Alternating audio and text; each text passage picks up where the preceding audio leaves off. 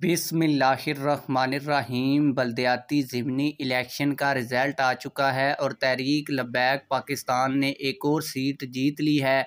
Election commission of Pakistan के result और farm के मुताबिक तहरीक लब्बैक पाकिस्तान के उम्मीदवार को कितने वोट पड़े, मद्दे मुकाबल और दूसरे नंबर पर आने वाले उम्मीदवार ने कितने वोट हासिल किए, पीटीआई और नून लीग को इस हल्के से कितने वोट मिले, सारी चीज़ें आज की इस वीडियो में आप लोगों को तफसील के साथ बताऊंगा। लेकिन वीडियो शुरू करने से पहले आप लोगों से यही रिक्वेस्ट है, अगर आपने अभी तक वीडियो को लाइक नहीं किया हुआ तो वीडियो को लाजमी से लाइक करें और चैनल को भी सब्सक्राइब करें ताकि ये खबर हमारी ज़्यादा से ज़्यादा लोगों तक पहुंच सके।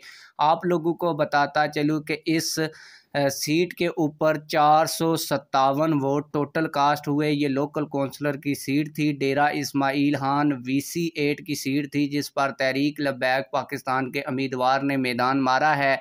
तहरीक लब्बैक पाकिस्तान के उम्मीदवार खालिद महमूद ने करैन के इंतखाबी निशान पर 250 वोट हासिल किए हैं, जबकि मोहम्मद रिजवान जो आज़ाद उम्मीदवार थे उन्होंने कंप्यूटर के निशान पर 160 वोट हासिल किए हैं। अगर बात की जाए नून लीग और पीटीआई की तो इस सीट पर नून लीग और पीटीआई का मुकम्मल सफाया हो गया है और नून लीग और पीटीआई को इस सीट पर अपने उम्मीदवार ही नहीं मिले और इस सीट पर पीटीआई और नून लीग की जानिब से कोई उम्मीदवार खड़ा नहीं किया गया था।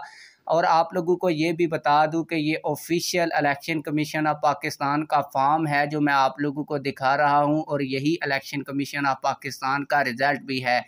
आप लोगों की इस रिज़ल्ट के हवाले से क्या राय है, कमेंट सेक्शन में हमें अपनी राय से ज़रूर आगाह कीजिएगा। मिलते हैं किसी और वीडियो में। अल्लाह।